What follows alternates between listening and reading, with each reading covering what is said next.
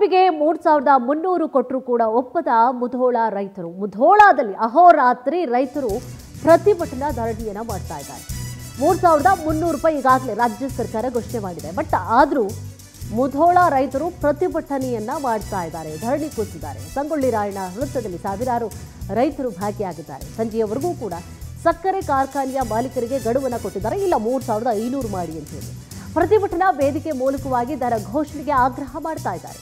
ಸಂಜೆಯ ಒಳಗಾಗಿ ಸಕ್ಕರೆ ಕಾರ್ಖಾನೆಯ ಮಾಲೀಕರು ಘೋಷಣೆ ಮಾಡಬೇಕು, ಇಲ್ಲದಿದ್ರೆ ಹಳ್ಳಿಗಳಲ್ಲಿ ಡಂಗೂರ ಸಾರಿ ಇನ್ನಷ್ಟು ಉಗ್ರ ಪ್ರತಿಭಟನೆಯನ್ನ ಮಾಡಬೇಕಾಗುತ್ತೆ ಅನ್ನುವಂಥ ಎಚ್ಚರಿಕೆಯನ್ನ ಕೊಟ್ಟಿದ್ದಾರೆ. ಜಿಲ್ಲೆಯ ಸಕ್ಕರೆ ಕಾರ್ಖಾನೆಗಳಿಗೆ ಮುತ್ತಿಗೆಗೂ ಕೂಡ ಈಗಾಗಲೇ ರೈತರು ಕರೆ ಕೊಟ್ಟಿದ್ದಾರೆ.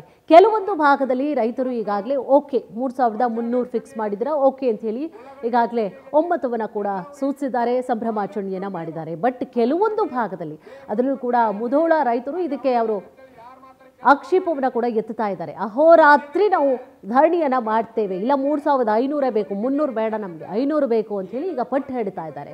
ಸಂಗೊಳ್ಳಿ ರಾಯಣ್ಣ ವೃತ್ತದಲ್ಲಿ ಸಾವಿರಾರು ರೈತರು ಭಾಗಿಯಾಗಿದ್ದಾರೆ. ಸಂಜೆವರೆಗೂ ಕೂಡ ನಾವು ಗಡುವು ಕೊಡ್ತೀವಿ, ನಿಮಗೆ 3,500 ಮಾಡಬೇಕು ಅನ್ನುವಂತಹ ಆಗ್ರಹ ಮಾಡ್ತಾ ಇದ್ದಾರೆ.